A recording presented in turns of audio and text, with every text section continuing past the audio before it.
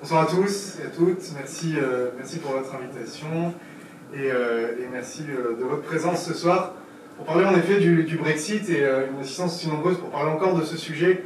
Ça ne finit pas de m'étonner, on est maintenant plus de 5 ans après le début de ce processus, mais voilà, on continue à se poser des questions et ça continue d'être au cœur de l'actualité quand on regarde les événements récents autour de la pêche.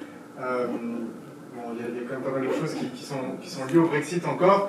Et puis, évidemment, on a vu tous ces images, on va en discuter après si vous le souhaitez, de rayons vides dans les supermarchés, de difficultés d'approvisionnement en essence, etc., qui sont plus ou moins liées au Brexit quand même.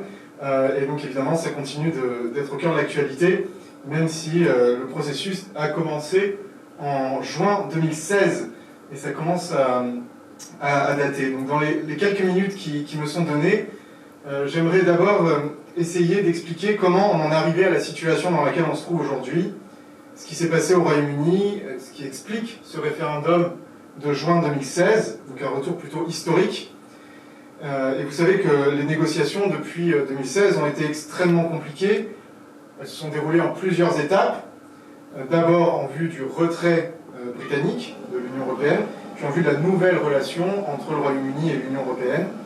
Et je vais essayer de résumer, ne vous inquiétez pas, ce ne sera pas un détail, mais résumer ces négociations autant que possible pour faire, j'espère, un court bilan de la situation aujourd'hui dans la mesure du possible. Et donc, dans un premier temps, j'aimerais revenir aux causes du Brexit, comment on en est arrivé là.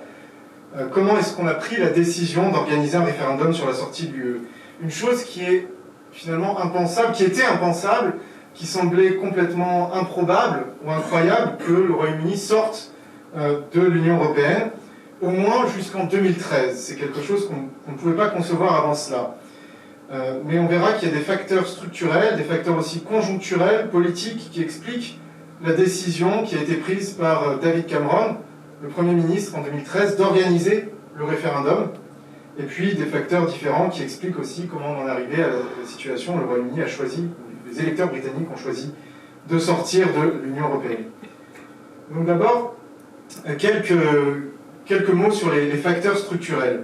Des facteurs qui sont souvent bien connus, qui correspondent à l'image que l'on a habituellement du Royaume-Uni, qui est présenté comme un partenaire difficile. C'est le titre de ce livre, qui est un classique, on va dire, des études sur le Royaume-Uni et l'Union européenne, An Awkward Partner, un partenaire difficile, qui d'abord ne voulait pas entrer dans la CE, la Communauté européenne, un partenaire qui a souvent été qualifié d'eurosceptique, et on pourra revenir sur ce mot, mais un mot qui est souvent associé aux Britanniques, même si le terme date plutôt des années 80.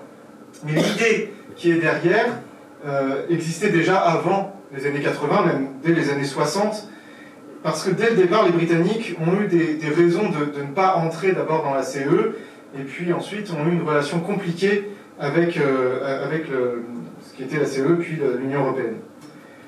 Alors, je reviendrai sur quelques idées. D'abord, le souvenir de la Seconde Guerre mondiale, qui est très présent qui a été très présent pendant toute la seconde moitié du XXe siècle dans l'imaginaire britannique, avec ce sentiment chez les Britanniques qu'ils ont été les seuls à faire face à l'ennemi pendant la guerre, et qu'ils ont vaincu le nazisme par leurs propres efforts, avec un petit peu l'aide des Américains quand même, mais c'est un discours qui a été longtemps tenu dès la fin de la Seconde Guerre mondiale, et qui est revenu, si vous avez suivi les débats au moment du référendum de 2016, c'est quelque chose qui revenait souvent, cette idée que le Royaume-Uni était seul dans l'adversité, qu'ils avaient cette particularité d'être une île qui pouvait résister à toutes sortes d'événements, toutes sortes de contrariétés ou de bouleversements, parce qu'ils avaient vaincu pendant la Seconde Guerre mondiale. Ça leur donnait une spécificité par rapport au reste du continent qui, lui, avait subi l'envahissement. Et un deuxième élément qui revient souvent dans les débats et dont on continue de parler aujourd'hui, c'est un attachement très profond à la souveraineté parlementaire. Au Royaume-Uni, l'institution principale, le principal organe de gouvernement, ou la principale institution politique, c'est le Parlement de Westminster à Londres, la Chambre des communes en particulier. et c'est le Parlement au Royaume-Uni qui est souverain. On n'a pas une conception de souveraineté du peuple, mais vraiment une conception de souveraineté parlementaire. Ce qui explique, entre autres, pourquoi la participation au projet de construction européenne dans les années 50 n'était pas évidente pour les Britanniques. Les Britanniques, à l'époque, dans les années 50, étaient en train de perdre leur empire, mais ils se voyaient encore, à la sortie de la Seconde Guerre mondiale, comme une grande puissance. Ils espéraient pouvoir quelque part se mettre à l'égal des États-Unis ou de l'URSS, en tant que vainqueurs de la Seconde Guerre mondiale.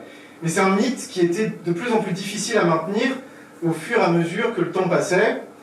Et voilà, se croire une grande puissance dans le monde à cette époque-là était quelque chose d'illusoire, en fait, pour les Britanniques. Et pourtant, dans les années 50, ils n'ont pas vu la nécessité de renoncer à tout un pan de leur souveraineté, donc souveraineté parlementaire, pour entrer dans ce qui allait devenir le marché commun.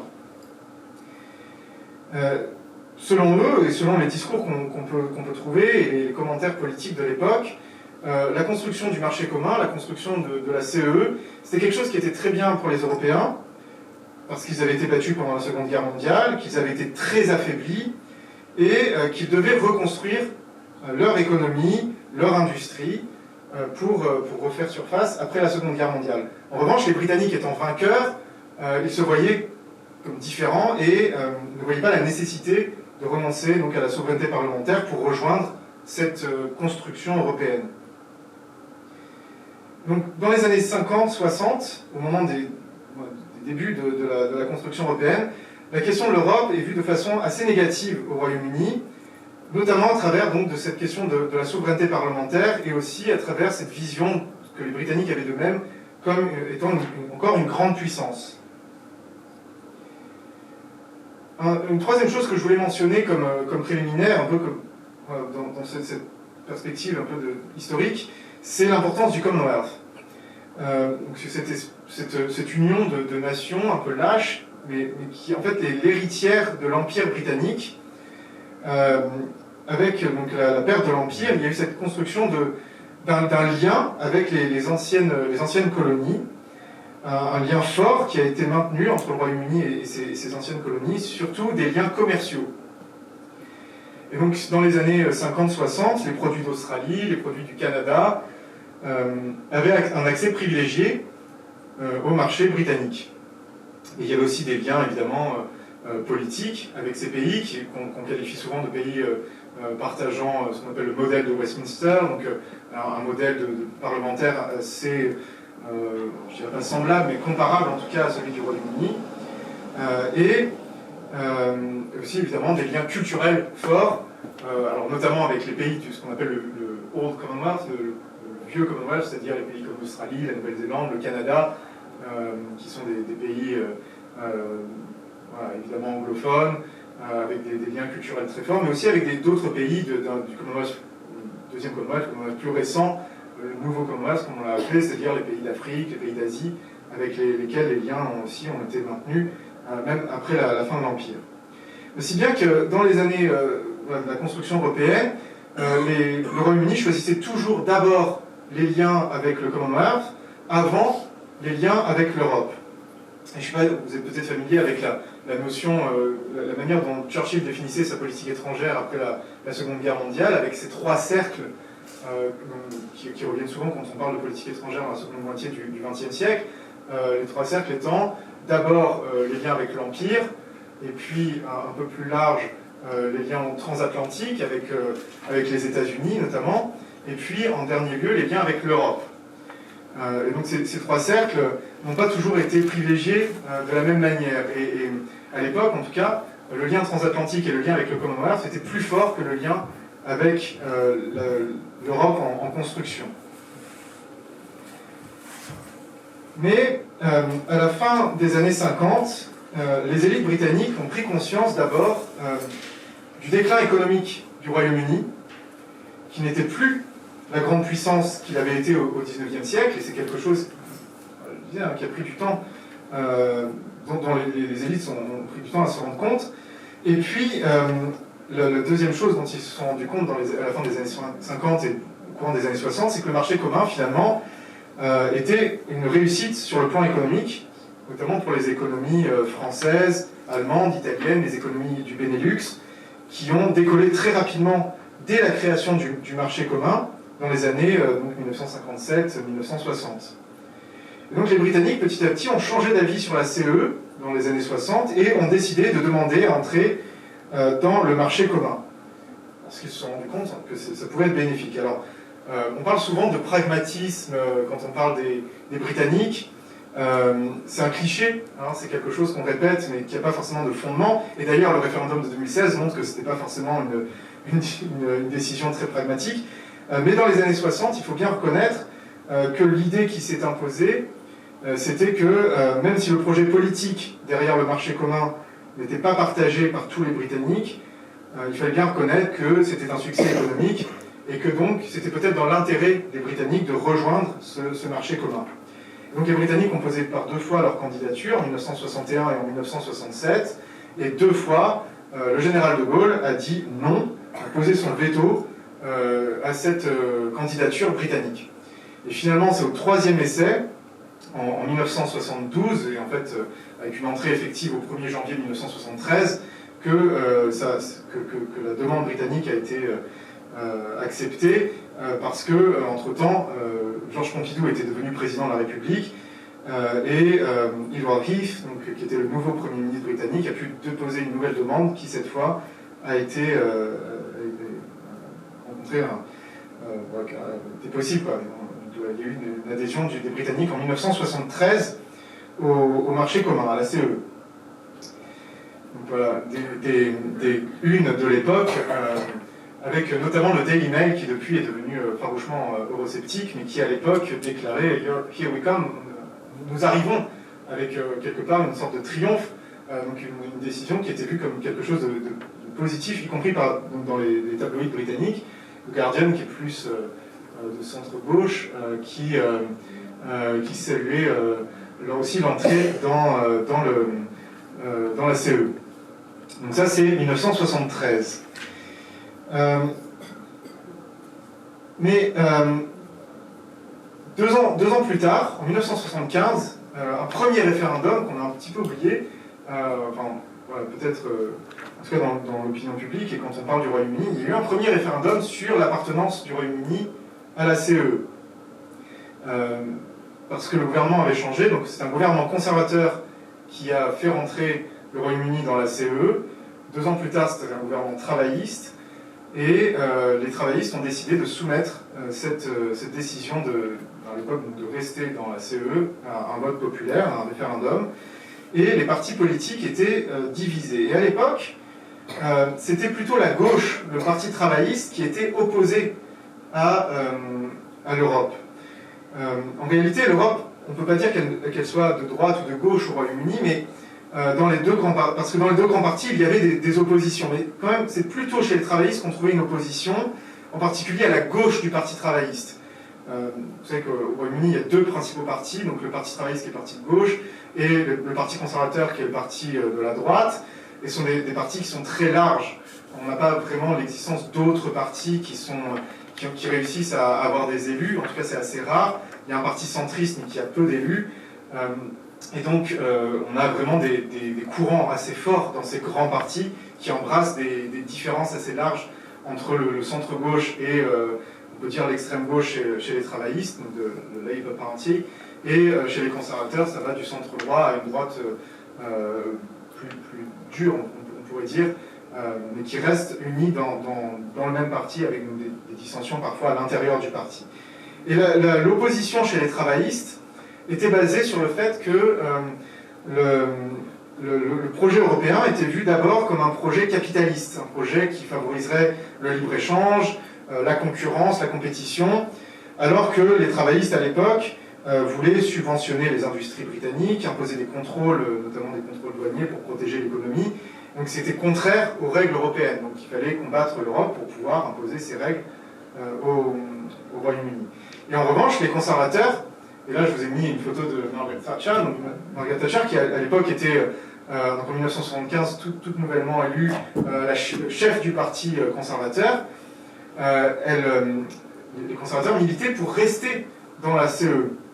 qui peut nous sembler aujourd'hui paradoxal, mais à l'époque c'était bien ça, et pour exactement les raisons inverses de celles que je viens d'expliciter, c'est-à-dire que ce que les conservateurs retenaient du projet européen, c'était la possibilité d'avoir un marché plus large que le seul marché national, avec des règles plutôt libérales, et donc qui correspondaient assez bien à leur vision de l'économie et des intérêts britanniques dans cette économie à l'échelle européenne. Donc les conservateurs étaient plus enthousiastes pour rester dans la CE. Bon, c'est quelque chose qui a changé depuis, et je fais un saut en avant dans le temps, puisque quelques années plus tard, donc ça c'est des photos qui datent de 2001, avec les conservateurs qui à l'époque faisaient campagne déjà pour, voilà, le grand slogan c'était de garder la livre, la monnaie unique, la monnaie nationale contre la monnaie unique, pardon, pour surtout pas adopter l'euro. Donc ça c'est la campagne du début des années 2000, et les conservateurs étaient devenus déjà beaucoup plus eurosceptiques à ce moment-là. Mais ce n'était pas le cas en 1975, et donc à l'époque, les conservateurs, oui, ont fait campagne pour rester dans la CE, et c'est ce qui a remporté l'adhésion d'une majorité en 1975. Cependant, si on regarde la manière dont l'opinion publique a évolué sur la question de la CE, on peut voir que c'est quelque chose qui a été assez fluctuant et qui est lié au fait que peut-être que les Britanniques sont rentrés à un mauvais moment, si on peut dire. Ils sont rentrés en 1973, c'est-à-dire au moment où les grandes crises économiques mondiales ont eu lieu, avec le choc pétrolier notamment, et les Britanniques n'ont pas pu profiter des avantages liés à la CE, comme ils l'avaient observé chez d'autres, et notamment, je disais, donc la France, l'Allemagne ou les pays du Benelux, par exemple. Donc ils n'ont pas bénéficié de la même manière de l'entrée dans la communauté européenne. L'Europe est toutefois restée assez populaire dans les années 80, et le vrai tournant, si vous regardez, date des années 90, et on peut le dater, même si là c'est pas écrit précisément, mais on peut le dater du moment de l'adoption du traité de Maastricht. Et c'est quelque chose qu'on a connu aussi un peu en France, avec le tournant de Maastricht, comme le moment où l'union politique s'est beaucoup développée, et où une partie de l'opinion publique s'est retournée contre ce projet qui était avant un projet économique un petit peu abstrait, ou peut-être pas forcément très présent, et est devenu vraiment un projet politique. Et là, une partie de l'opinion s'est raidie contre le projet politique européen. Et c'est à ce moment-là, en tout cas au Royaume-Uni, que l'euroscepticisme a pris de l'ampleur. Ce mouvement est devenu de plus en plus critique, donc des grands projets européens, notamment le projet de monnaie unique. Donc on l'a vu avec cette photo de la campagne du début des années 2000, avec le leader conservateur qui fait campagne contre la monnaie unique, et le projet d'union politique qui était évidemment rejeté au nom de la souveraineté, comme on vient d'en parler. Et puis il y a toujours eu des rumeurs sur la potentielle création d'une armée européenne, et ça c'est quelque chose contre lequel les Britanniques se sont toujours élevés, parce que ça remettrait en cause la souveraineté des États, et surtout la primauté de l'OTAN sur la sécurité de l'Europe. Alors, même si en fait c'est un projet qui n'existe pas en tant que tel, de création de l'armée européenne, en tout cas pas dans les années 90, mais c'est quelque chose qui a beaucoup nourri l'euroscepticisme. Et l'euroscepticisme est surtout présent maintenant, en tout cas depuis les années 80-90, chez les conservateurs, qui sont devenus de partisans dans les années... en 1975 par exemple, partisans de la CE, ils sont devenus de plus en plus critiques de l'Union européenne. Et le Parti travailliste, qui était le parti qui faisait campagne en 1975 pour sortir de la CE, est devenu, lui, le parti de plus en plus pro-Union européenne. C'est le cas notamment de Tony Blair, qui était donc Premier ministre à partir de 1997, et qui a été quelqu'un de vraiment pro-européen, qui a soutenu en fait, la création de la monnaie unique, et qui aurait aimé, à l'époque, que le Royaume-Uni adopte l'euro. Bon, c'est quelque chose qui, évidemment, n'a jamais abouti, pour des raisons de tension interne au gouvernement. Tony Blair avait un chancelier d'échiquier, un ministre de l'économie et des finances, qui était Gordon Brown, qui, lui, était plutôt opposé à l'adoption de la monnaie unique. Et de toutes les manières, il y a eu ensuite des tensions entre le Royaume-Uni et le reste de l'Union européenne, le reste des pays européens, et notamment après la guerre en Irak, par exemple, où les tensions entre leaders étaient telles que de toutes les manières, des négociations sur ce genre de questions étaient impossibles entre Blair et ses partenaires europééens, parce qu'il y a eu de vraies dissensions, notamment avec la France, par exemple, à l'époque. Mais quoi qu'il arrive, on peut noter qu'il n'y a jamais eu de discours, à part celui de Blair, et encore extrêmement positif sur l'Europe au Royaume-Uni. La vision, globalement, a été plutôt utilitariste, c'est-à-dire il fallait mieux être dedans que dehors. Mais ce n'était pas un argument qui emportait l'adhésion populaire, c'est quelque chose, une adhésion du bout des lèvres, on pourrait dire. Et même dans la classe politique, tout le monde, les deux partis sont restés assez divisés sur la question. Et finalement, les pro-Union européenne étaient moins entendus, moins présents dans les médias que les anti, que ceux qui étaient eurosceptiques. Et on pourra reparler ensuite, quand on parlera plus spécifiquement du référendum, du rôle de la presse, notamment de la presse écrite, qui a été très critique de l'Union européenne, surtout les tabloïds, c'est-à-dire la presse qui est d'assez mauvaise qualité, mais qui est très lue au Royaume-Uni. Donc je disais, jamais d'enthousiasme délirant pour rester dans l'Union européenne, même si le meilleur moment était dans les années 80, et ensuite avec une chute du soutien à l'Union européenne au cours des années 90 et 2000. Mais il y a toujours une petite minorité quand même, une minorité qui était en faveur de l'Union européenne, et une forte et des soutiens assez clairs à la sortie. On voit une forte minorité aussi qui était pour sortir de l'Union européenne, ce qui aurait dû alerter David Cameron. En réalité, donc le Premier ministre qui a décidé l'organisation du référendum, il aurait dû se douter que ça pouvait mal tourner d'organiser un référendum sur la question. Maintenant, je voudrais regarder d'autres facteurs qui sont plus récents, des facteurs conjoncturels. Donc on a vu un peu les facteurs structurels, on a parlé de quelques caractéristiques de la mentalité britannique. Donc quelques facteurs conjoncturels, des choses qui se sont passées dans les années 2000 et qui ont pu conduire à l'organisation de ce référendum et aux résultats qu'on connaît. Un premier élément que j'ai noté ici, c'est l'élargissement de 2004. En réalité, les Britanniques ont toujours été assez favorables aux élargissements parce que c'était une manière d'affaiblir l'Union quelque part, puisque plus elle était large, moins elle pouvait approfondir la construction. Mais ce qui s'est passé en 2004, c'est que on est passé de 15 donc à 25 membres, avec notamment cette ouverture aux pays de l'Est, et aussi quelques pays du Sud, mais principalement les pays de l'Est de l'Europe. Et à l'époque, 12 États membres avaient mis en place une procédure pour bloquer l'ouverture des frontières aux ressortissants de ces nouveaux États membres de l'Est de l'Europe pendant une période de transition. Vous vous rappelez, c'est tous les débats sur le plombier polonais, etc. Mais le Royaume-Uni a choisi de ne pas agir ainsi. Et la Suède et l'Irlande non plus d'ailleurs. Ce qui fait qu'il y a eu une immigration assez forte d'Europe de l'Est directement vers le Royaume-Uni, qui n'avait pas mis de restrictions à cette immigration, ou en tout cas à cette circulation des citoyens d'Europe de l'Est vers le Royaume-Uni, qui sont venus pour y vivre et pour y travailler. Alors à l'époque, ça ne posait pas tellement de problèmes, parce que l'économie britannique allait plutôt bien.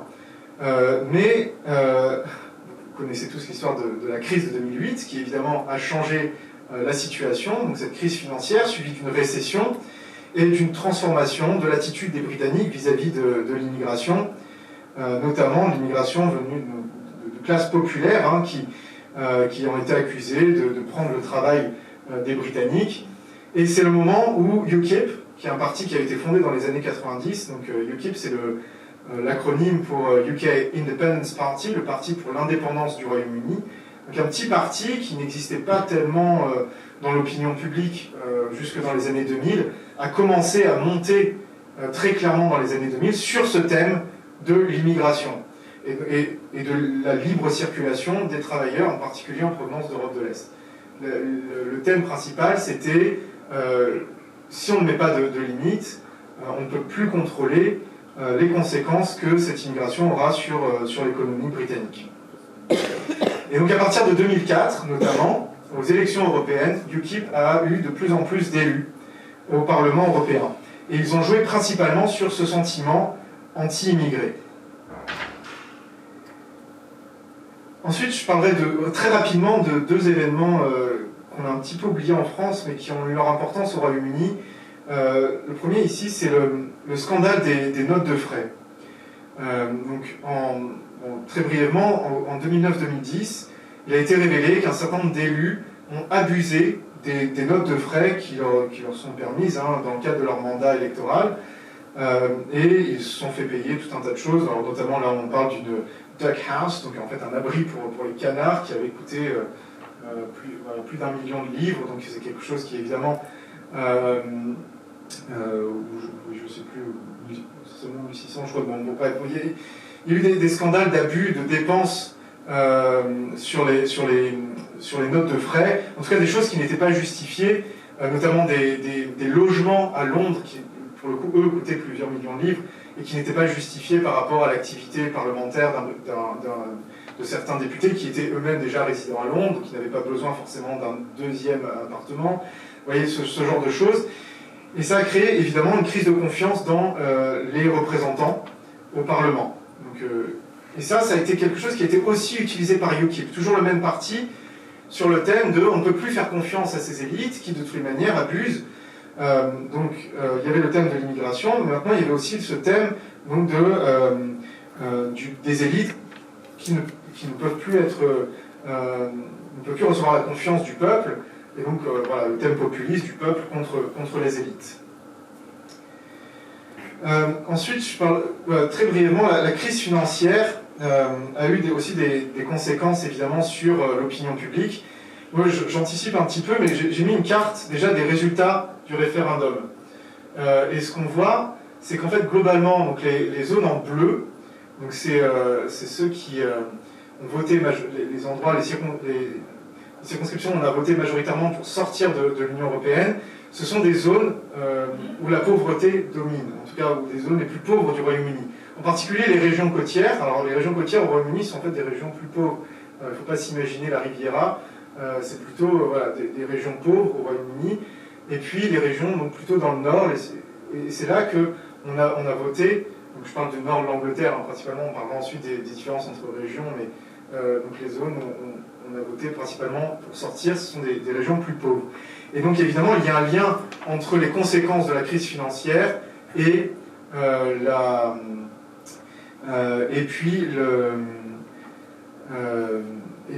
résultats du Brexit.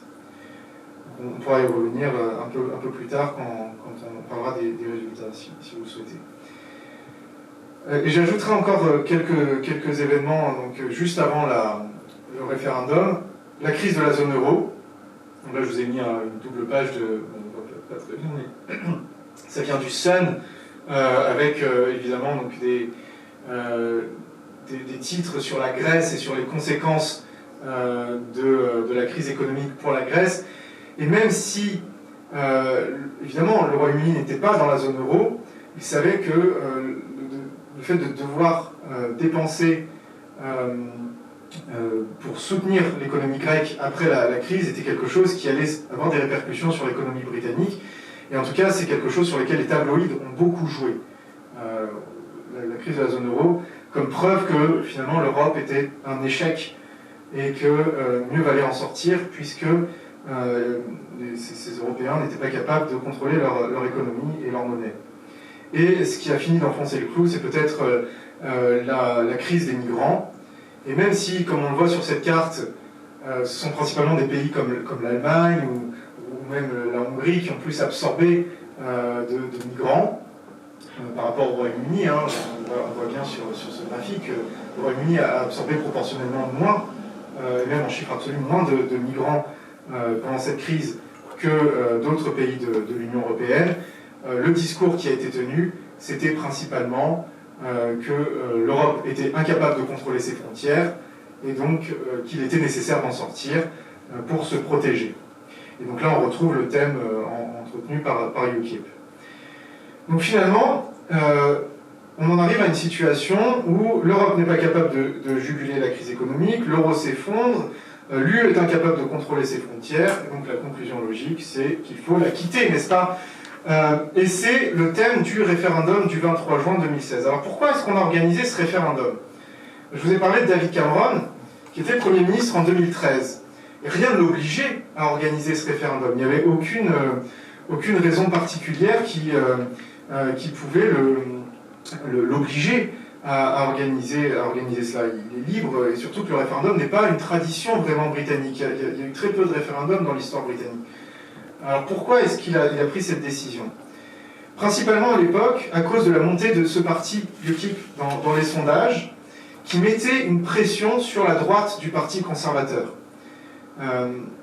Et 10 députés conservateurs ont même fait pression pour exiger le référendum suite à des pressions qu'ils avaient reçues eux-mêmes de UKIP, qui était vraiment vu comme un parti qui montait et qui prenait, éventuellement, qui pourrait prendre les électeurs des conservateurs.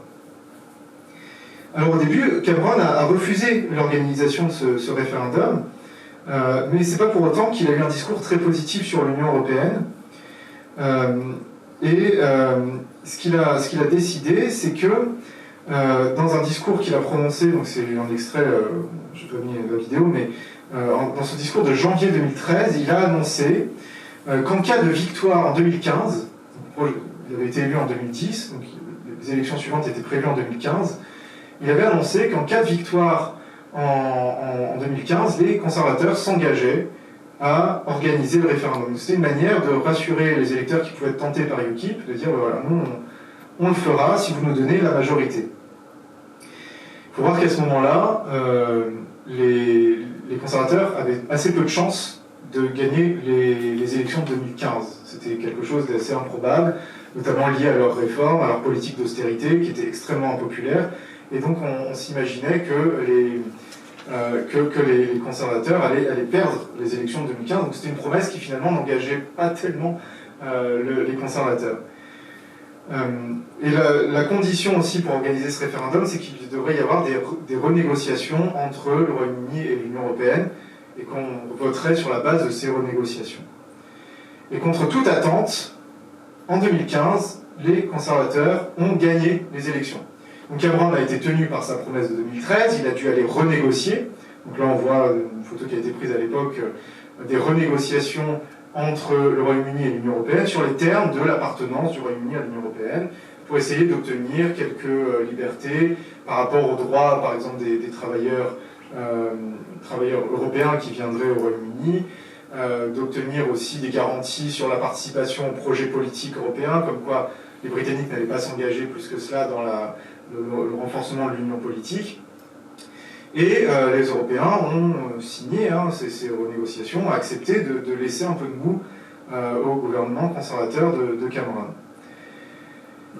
Et c'est sur cette base que la campagne s'est engagée avec ces fameux... Alors je vais un peu plus vite parce que maintenant on arrive à des choses qui sont un peu plus connues, mais vous vous rappelez certainement, donc le Parti conservateur s'est divisé avec des gens qui appartenaient au gouvernement, et notamment Cameron, qui voulaient rester dans l'Union européenne, et inversement, des gens comme Boris Johnson, qui avait été maire de Londres, etc., qui était une figure pas encore majeure, mais en tout cas influente dans le Parti conservateur, et qui, lui, par contre, s'est engagé pour sortir de l'Union européenne. Donc des divisions dans le Parti conservateur, alors même qu'ils étaient au gouvernement. Donc c'était le grand slogan « Let's take back control », reprenons le contrôle, votons pour sortir. On voit Boris Johnson à l'époque devant ce bus.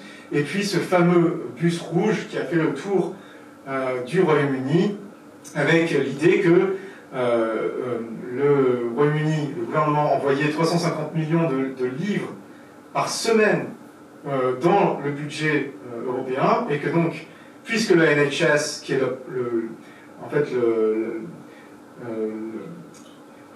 l'organisme de santé publique,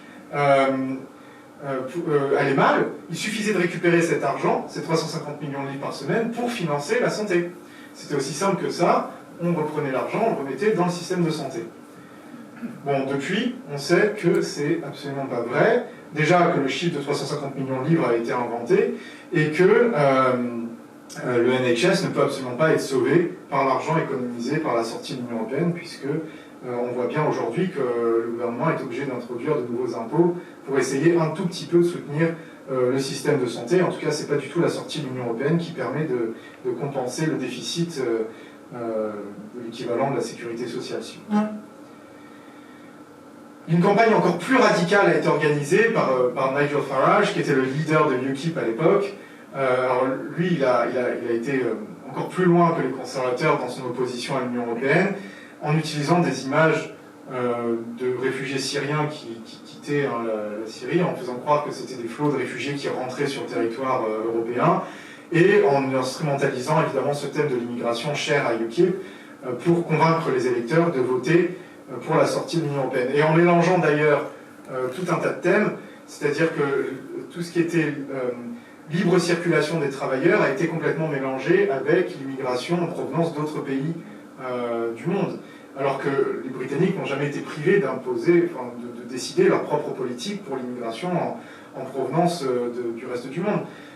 Mais voilà, le mélange était là pour créer un sentiment d'opposition à l'Union européenne, et c'est une campagne qui a été extrêmement sentimentale, c'est-à-dire que les arguments de la raison, les arguments économiques, les arguments du gouvernement sur la réalité économique de la participation britannique à l'Union européenne ont été complètement gommés par des sentiments qui ont été exploités par les opposants, avec, vous voyez, le bus, avec ces images, voilà. Et finalement, le gouvernement, ou même les travaillistes, qui étaient aussi pour rester dans l'Union européenne, n'ont jamais vraiment réussi à convaincre par la raison, et on peut penser que c'est largement aussi des arguments sentimentaux comme ça qui ont emporté l'adhésion.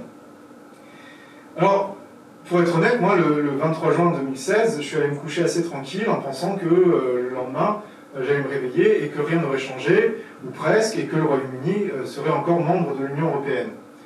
Je ne devrais pas dire ça, parce que finalement, ça fait preuve je confesse que je n'ai pas su lire non plus les sondages, parce que si on regarde ces sondages qui ont été publiés dans les mois qui précédaient le référendum, en réalité, on voit que la ligne bleue a assez souvent dominé, et qu'on aurait pu se douter en fait, la ligne verte, la ligne verte a de temps en temps dominé dans les mois qui précédaient, et qu'on aurait pu se douter en fait, de la sortie, et en tout cas de la probabilité de cette sortie britannique. Donc c'est quelque chose qui était présent et qui aurait dû alerter notamment le gouvernement. Alors comment ça s'est passé? Bon, vous vous rappelez certainement des résultats. En bleu ici vous avez les régions où on a voté principalement pour rester dans l'Union européenne, et en rouge les régions où on a les circonscriptions, on a voté majoritairement pour sortir. Et si on voit que l'Angleterre est en fait la région où on a le plus voté à 53% pour sortir de l'Union européenne, que le Royaume-Uni dans son ensemble a voté à 52% pour sortir, mais que Londres, par exemple, était à 60% majoritairement pour rester dans l'Union européenne, que l'Écosse l'a été à 62%, le Pays de Galles, comme l'Angleterre, par contre, a une majorité pour sortir, 53%, et l'Irlande du Nord était majoritairement pour rester dans l'Union européenne. Donc finalement, le Royaume-Uni sort, mais avec de très fortes divisions au sein déjà du pays dans son entier. Même quand on regarde en Angleterre, il y a aussi des disparités selon les régions. Et donc je disais tout à l'heure, c'est principalement des régions pauvres qui ont voté pour sortir de l'Union européenne. On peut ajouter à ça d'autres critères. J'ai pris par exemple ce critère-ci, c'est le critère d'âge.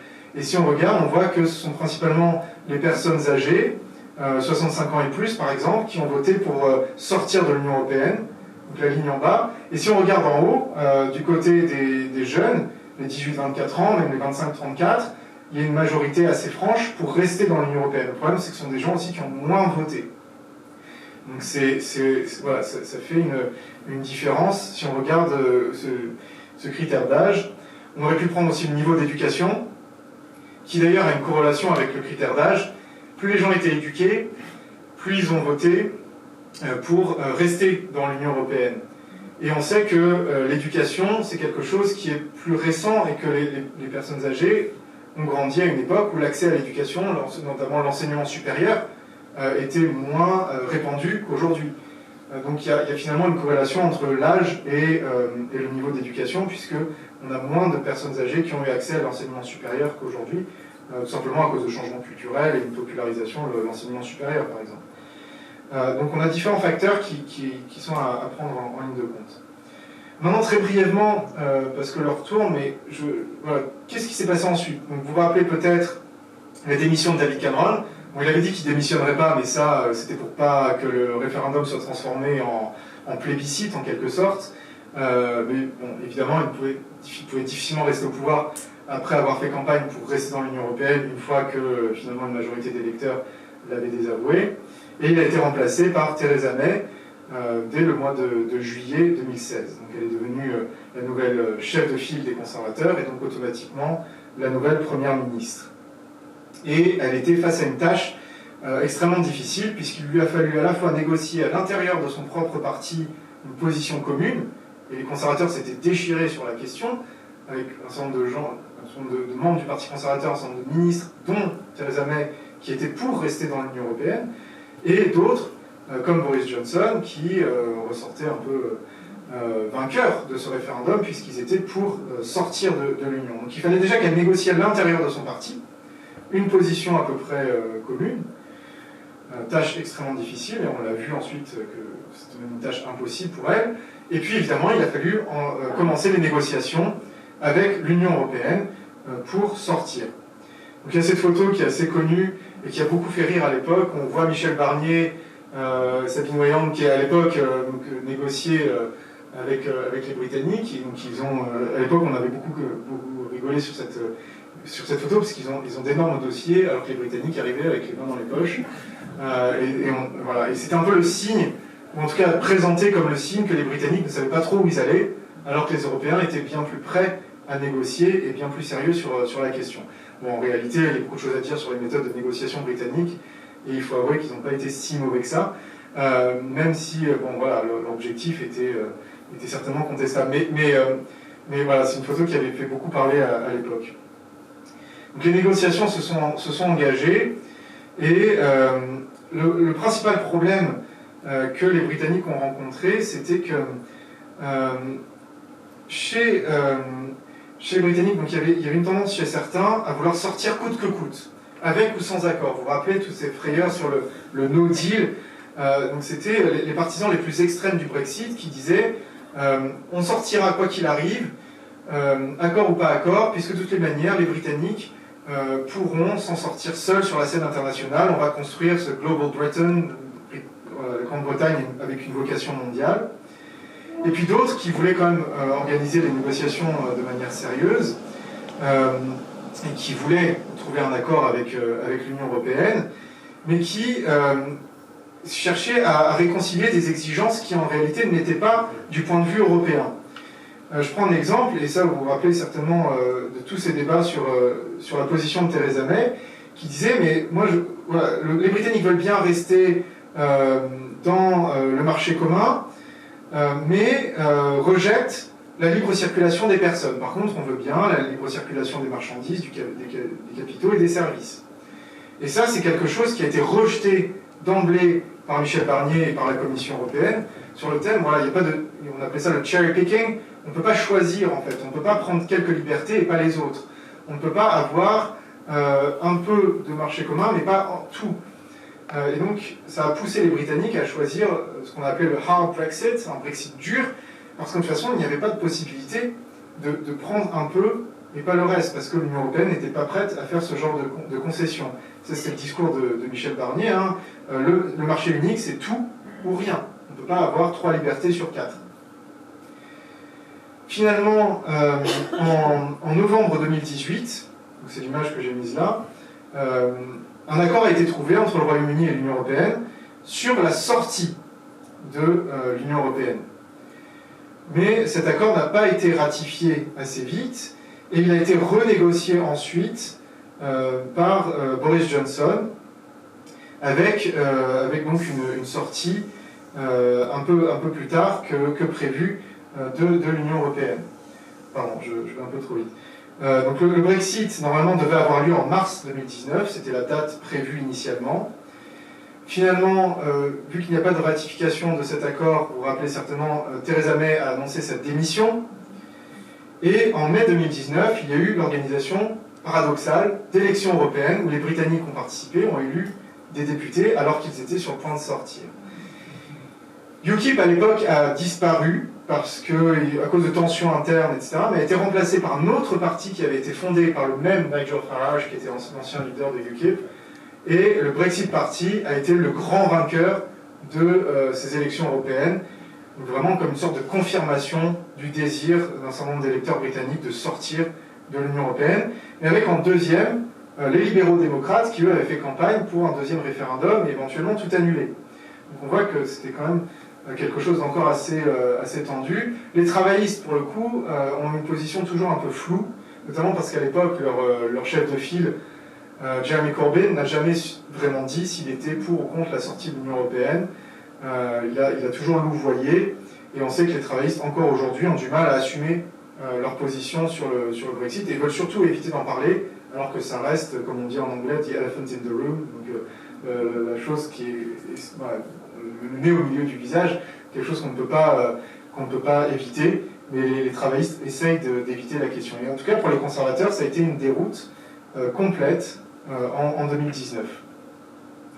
Theresa May a démissionné à ce moment-là, donc il y a eu ces élections, et Boris Johnson est devenu le Premier ministre britannique en juillet 2019. Et la première chose qu'il s'est employé à faire, c'est de renégocier l'accord qui avait été signé par Theresa May pour infléchir certaines positions de l'Union européenne, et notamment par rapport au protocole nord-irlandais. Donc, je ne rentre pas dans les détails, mais on pourra le faire si vous avez des questions plus spécifiques là-dessus. Mais en tout cas, la position négociée sur la question nord-irlandaise était très peu satisfaisante pour le gouvernement britannique et pour les Nord-Irlandais, et pour le parti qui soutenait à l'époque le gouvernement, le petit parti nord-irlandais, ce qui a poussé Boris Johnson à renégocier ça. Et finalement, donc un nouvel accord a été signé.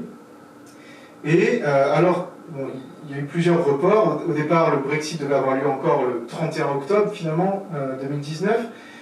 Mais il a été reporté au 31 janvier 2020. Donc c'est finalement fin janvier 2020 que les Britanniques sont effectivement sortis de l'Union européenne. Mais ce n'était pas la fin. Comme vous vous en souvenez, il y a eu ensuite... oui, pardon, entre-temps, il y a eu beaucoup d'étapes. Donc entre-temps, il y a eu des élections où Boris Johnson a en fait anticipé les élections et a gagné une majorité plus large, ce qui lui a permis d'asseoir encore son pouvoir, on peut dire, au Parlement.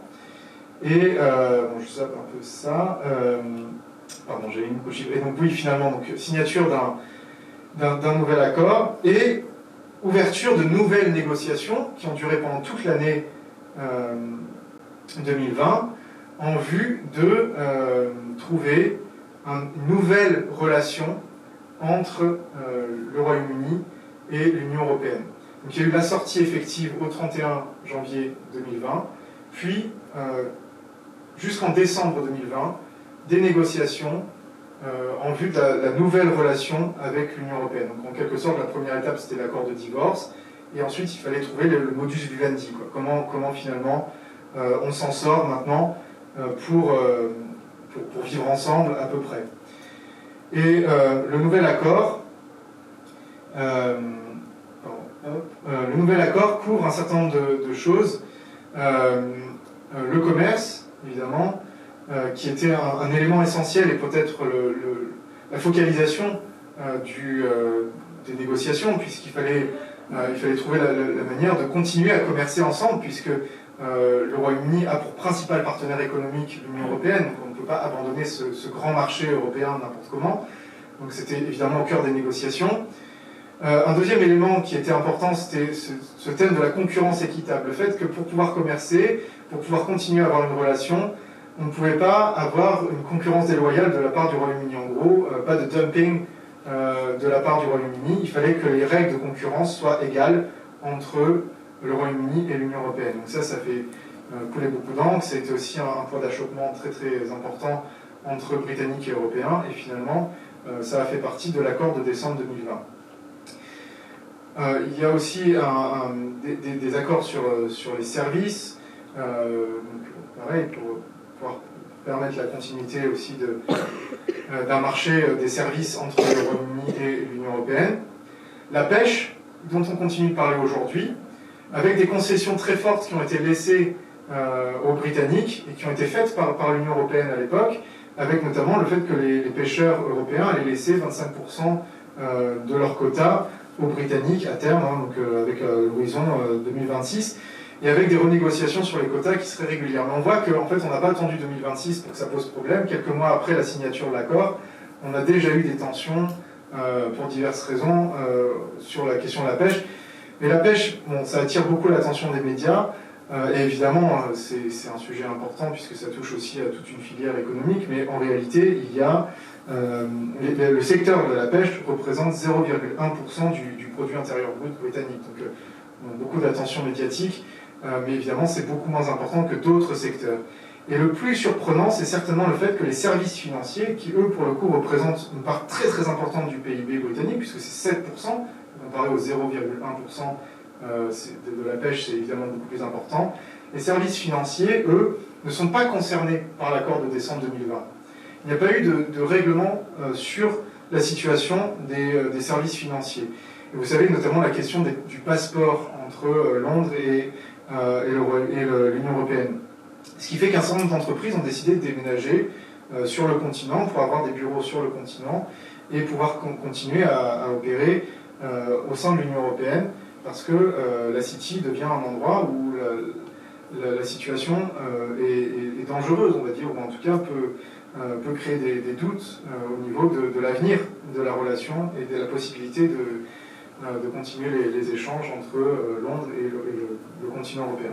Et puis un autre domaine qui n'est absolument pas couvert par l'accord de décembre 2020, c'est la politique étrangère et de défense. Et alors ça, c'est extrêmement surprenant dans la mesure où le Royaume-Uni a mis à jour sa stratégie et cherche à se redonner un rôle sur la scène internationale et ne mentionne quasiment pas dans sa nouvelle stratégie qui a été publiée il y a quelques mois la politique étrangère et la politique de défense en lien avec l'Union européenne. Les principaux partenaires sont évidemment les États-Unis, et on voit que récemment, vous avez certainement suivi l'histoire des sous-marins. En fait, les sous-marins, c'est un aspect de l'accord qui a été signé avec les États-Unis et l'Australie. Et sur ce point, c'est intéressant de voir qu'ils continuent à entretenir le lien transatlantique, cette fameuse relation spéciale avec les États-Unis. Mais en réalité, si on regarde les intérêts britanniques, on sait bien que c'est un pays qui reste d'abord un pays en Europe, même si ce n'est pas un pays de l'Union européenne. On ne peut pas faire mentir la géographie. Et donc évidemment, une menace sur le continent européen est une menace qui concerne le Royaume-Uni. Et le principal partenaire dans la défense du continent européen, même si c'est un partenaire de qui est encore dans l'Union européenne, c'est la France. Et les accords de 2010 qui avaient été signés entre la France et le Royaume-Uni étaient quelque part le socle d'une relation qui se voulait une relation forte pour l'avenir au sein du continent européen, si ce n'est de l'Union européenne, entre les deux seules puissances nucléaires du continent, entre les deux seuls pays qui envoient encore des soldats un peu partout dans le monde, entre les deux seuls pays qui ont une armée, qui ont une flotte, et qui ont aussi un siège, par exemple, au Conseil de sécurité de l'ONU. Donc la France et le Royaume-Uni étaient vraiment deux partenaires qui cherchaient à renforcer il y a 10 ans leur alliance et qui aujourd'hui se retrouvent antagonisés par des choix britanniques qui sont intéressants peut-être à regarder par rapport à ce qui se passe dans le Pacifique, par rapport à ce qui se passe par rapport à la Chine, mais qui restent quand même un petit peu, pour moi, qui pose problème au niveau de la situation simplement géographique et des intérêts britanniques au sein du continent européen, même s'ils sont sortis de l'Union européenne. Et de toutes les manières, la politique étrangère et de défense n'était pas concernée, n'était pas au cœur de l'Union européenne, mais vouloir l'exclure complètement et ne rien en dire dans les accords de décembre me semble quand même un peu compliqué par rapport à l'avenir de la sécurité européenne, et notamment quand on voit que les États-Unis se désengagent du continent pour se tourner justement vers l'Asie. Donc en conclusion, et on pourra revenir sur certains points en fonction de vos questions, il me semble que le Brexit est quand même le signe d'un certain affaiblissement du Royaume-Uni. Un affaiblissement économique, avec des accords qui sont compliqués à mettre en œuvre, et la presse en ce moment nous rappelle bien que voilà, les relations ne sont pas fluides aujourd'hui, malgré la signature des accords de décembre 2020, qu'il y a des difficultés d'approvisionnement, que le manque de main-d'œuvre a des conséquences pour l'économie britannique, et que l'absence de règlement sur les services financiers, l'absence de règlement à long terme, même sur des questions comme la pêche, peuvent avoir des conséquences encore dans l'avenir sur l'économie britannique. Il faut quand même reconnaître que la pandémie de Covid-19 n'a certainement pas aidé non plus dans cette situation.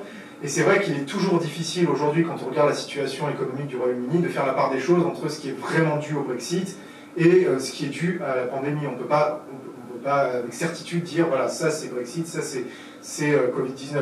Il y a forcément des liens et des choses qui sont liées. On ne peut pas avec certitude distinguer les conséquences de l'un ou de l'autre. Mais toujours est-il que voilà, quand on regarde la situation des chauffeurs de poids lourds au Royaume-Uni, c'est certain que les restrictions sur l'immigration ont des conséquences sur la présence de cette main-d'œuvre au Royaume-Uni. Sur la scène internationale, comme je viens de dire, la présence britannique et la reconstruction de ce rôle international est en réalité en trompe-l'œil. Oui, le Royaume-Uni a signé ses accords avec les États-Unis, avec l'Australie.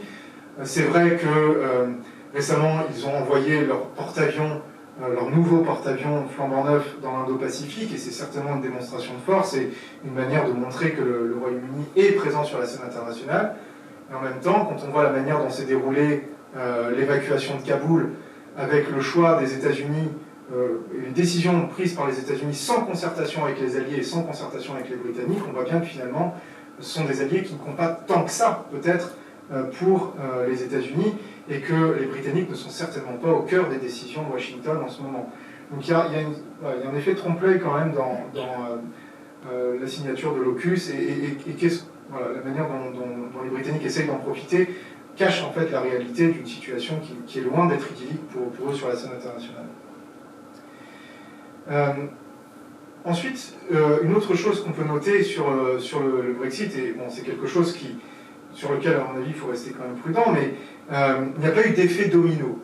En 2016, on s'attendait à ce que d'autres pays suivent les Britanniques.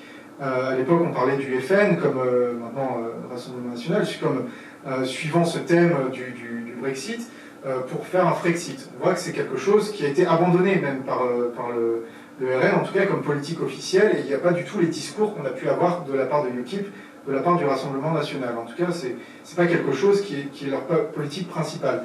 Et pareil chez les populistes italiens, l'idée d'un Italexit ne semble pas vraiment faire le cœur de l'actualité en Italie. Alors c'est vrai que récemment, les événements en Pologne laissent penser que c'est pas une idée qui a complètement disparu sur le continent européen, mais voilà, c'est quand même quelque chose qui n'a pas eu l'effet domino que certains craignaient. Et puis, une autre chose qu'on peut noter tout de même, c'est que malgré tout, l'Europe aussi a été affaiblie par le Brexit, parce que l'Union européenne a perdu un grand partenaire économique, un énorme contributeur au budget de l'Union européenne, malgré les rabais, etc., dont les Britanniques peuvent bénéficier. C'est aussi une perte donc, pour l'Union européenne. Et puis, comme je disais, on parlait de puissance militaire. Là aussi, s'il y a des dissensions entre le Royaume-Uni et l'Union européenne, ou les partenaires européens, à défaut d'être l'Union en tant que telle, c'est aussi un affaiblissement donc, pour le continent. Et il y a certainement une nécessité de maintenir malgré tout, et de renégocier cette question pour maintenir des liens entre au moins les partenaires entre Paris et Londres, et éventuellement Paris, Berlin et Londres, qui sont les principaux acteurs sur cette question de la politique étrangère et de la politique de défense. Voilà, donc une union qui finalement est aussi affaiblie, et qui aussi est en période de crise quelque part suite au Brexit. Et je pense que je vais m'arrêter là pour pouvoir prendre vos questions dans le temps qui nous reste.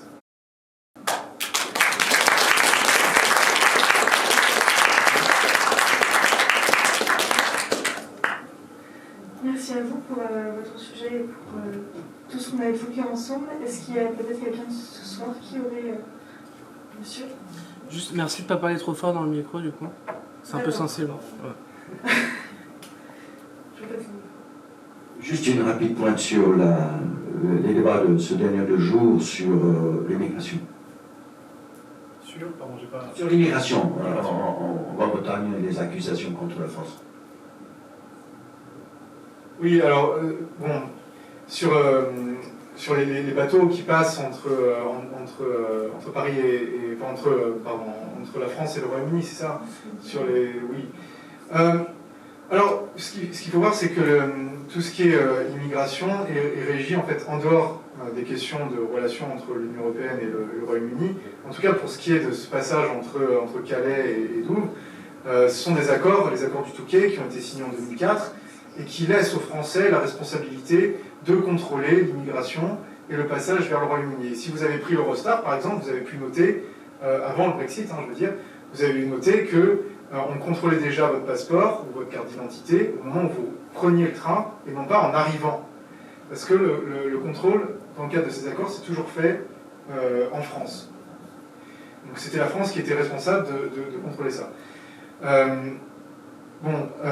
Depuis plusieurs mois, on constate de plus en plus de passages sur la Manche vers le Royaume-Uni, et donc des accusations qui viennent de Londres, comme quoi la France ne ferait pas sa part pour contrôler le flot. Alors c'est difficile de juger ce que fait je ne sais pas exactement dans quelle mesure la police en effet pourrait être capable de contrôler ces flots. Il faut voir qu'on face à des flots qui sont importants, peut-être qu'il n'y a tout simplement pas la possibilité de contrôler, ça c'est pas à moi de dire. Toujours est-il que c'est quelque chose qui évidemment est utilisé par la presse britannique pour accuser les Français, dans une période où le gouvernement en particulier est en difficulté sur tout un tas de questions, et donc taper sur les Français et taper sur l'Union européenne de manière générale, ça fait toujours le même effet que dans les mois qui précédaient le Brexit, c'est-à-dire que c'est une manière de quelque part détourner l'attention que des problèmes nationaux en attirant l'attention sur ce qui vient de France, ce qui vient de l'Union européenne. Donc je dirais que voilà, je ne peux pas juger la réalité de la manière dont l'immigration est gérée par la police française et la manière et leur efficacité. Ce que je peux par contre constater, c'est quand même que le gouvernement et les médias font leur chou gras aussi parce qu'il y a d'autres difficultés au Royaume-Uni dont on ne veut pas parler et que c'est toujours plus simple d'attirer l'attention sur quelque chose d'autre. Merci, je ne sais pas si quelqu'un... Monsieur. Qu'est-ce qui se passe en Écosse et surtout, qu'est-ce qui va se passer? Je n'ai pas ma boule de cristal, donc la deuxième partie, ça va être difficile. Mais alors en effet, l'Écosse, c'est une question que je n'avais pas abordée parce que je pensais bien qu'il y aurait des questions là-dessus. L'Écosse est dans une situation un peu particulière. En 2014, il y a déjà eu un référendum pour demander aux Écossais s'ils souhaitaient quitter, non pas l'Union européenne, mais le Royaume-Uni. Prendre leur indépendance du Royaume-Uni. La victoire a été finalement assez large pour ceux qui souhaitaient rester dans le Royaume-Uni, mais avec quand même un score non négligeable de plus de 45% pour les nationalistes. Les nationalistes écossais étant représentés plutôt par un parti on appelle le SNP, Scottish National Party, qui est un parti plutôt de centre-gauche avec un programme plutôt socialiste, on va dire. Donc leur vision nationaliste est plutôt une vision de construction d'un État social. Ils se revendiquent plutôt du modèle scandinave, on va dire, au niveau redistribution et politique sociale. Donc en 2014, il y a eu ce référendum perdu par les nationalistes. Et puis, comme on l'a vu, l'Écosse est une des régions du Royaume-Uni qui a, en 2016, voté majoritairement pour rester dans l'Union européenne.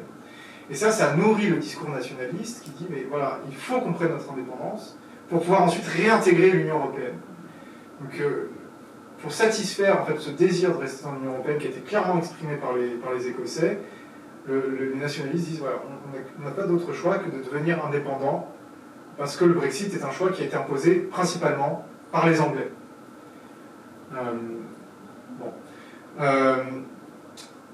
Les partis nationalistes en Écosse continuent à être assez populaires lors des élections. Ce sont eux principalement qui sont élus à Westminster pour les circonscriptions écossaises. Et aux dernières élections, puisqu'il y a un gouvernement, ce qu'on appelle un gouvernement dévolu, c'est-à-dire qu'il y a un gouvernement proprement écossais qui a des responsabilités sur tout un tas de sujets en Écosse, notamment l'éducation, la santé, etc. Pour les élections au Parlement écossais, ce sont aussi les nationalistes qui ont remporté la majorité.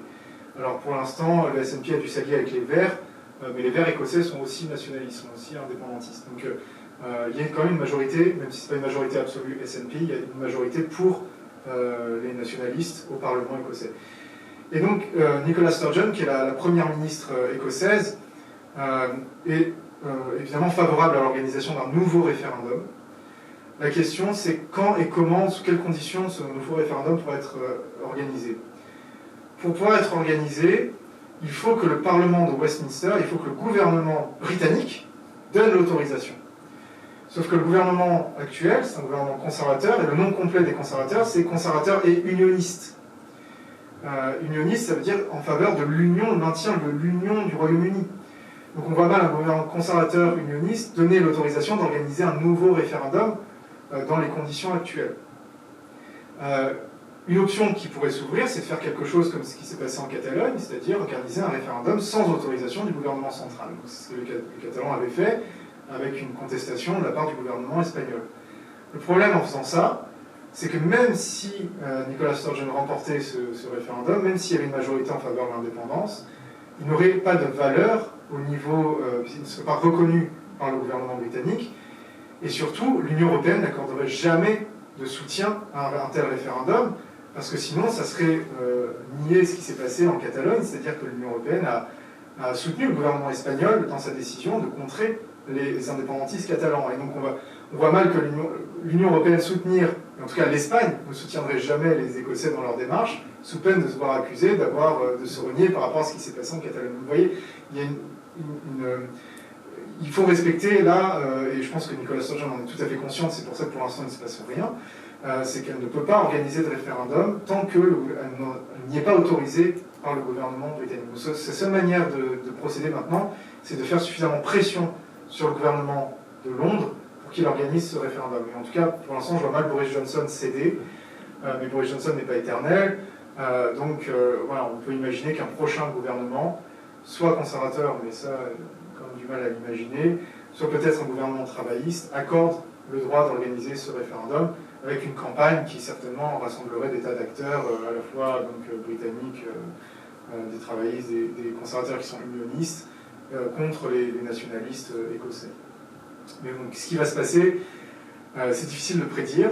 On ne peut pas exclure la possibilité d'une indépendance écossaise, mais à mon avis, elle n'est pas près d'arriver, tout simplement déjà parce qu'on ne peut pas organiser le référendum pour l'instant, et ensuite, même s'il est organisé, on ne sait pas encore si vraiment les gens qui vont voter pour les nationalistes transformeraient l'essai en votant pour l'indépendance. C'est quand même un grand pas à franchir. Donc ça, c'est voilà, encore très, très en suspens. On peut se poser la question si sur le Voilà, question suivante.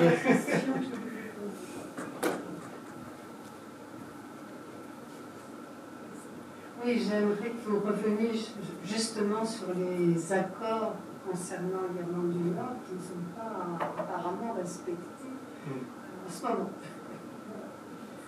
Alors, voilà, l'Irlande du Nord, c'est encore une autre question. Et pendant longtemps, on n'a pas parlé de l'Irlande du Nord, même au Royaume-Uni. L'Irlande du Nord est loin d'être au cœur des préoccupations des Britanniques, en tout cas des Anglais. Même quand il y avait les troubles, c'était loin d'être la préoccupation principale des Britanniques. Et par contre, l'Irlande du Nord s'est retrouvée au centre du problème du Brexit. Ce qui se passe principalement en Irlande du Nord, c'est que c'est la seule frontière terrestre avec l'Union européenne. Cette frontière entre la République d'Irlande et l'Irlande du Nord. Parce que la République d'Irlande, évidemment, est un État indépendant et membre de l'Union européenne depuis aussi 1973 d'ailleurs. Et le problème, c'est comment faire pour que la frontière terrestre reste ouverte pour minimiser les contrôles et puis tous les freins à la libre circulation, que ce soit des personnes, des biens ou des marchandises, entre le Nord et la République d'Irlande et vice-versa. Sachant que depuis l'adhésion des deux pays, donc du Royaume-Uni et de l'Irlande du Nord, et de la République d'Irlande à l'Union européenne, à l'époque la CE, une économie irlandaise s'est développée, avec des liens qui se sont beaucoup renforcés, notamment depuis la fin des troubles, justement.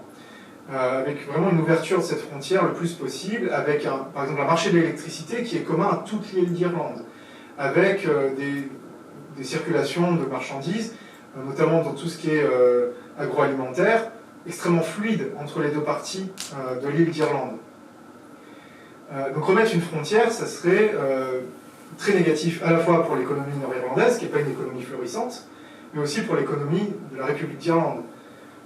Donc il faut trouver les moyens de laisser cette frontière ouverte. Et puis j'ajouterais aussi qu'il y a un problème aussi symbolique, puisque l'ouverture de cette frontière a été aussi un peu la condition des accords de paix, avec la possibilité pour les Nord-Irlandais de se rendre en République d'Irlande sans être fouillés, sans être contrôlés, et inversement.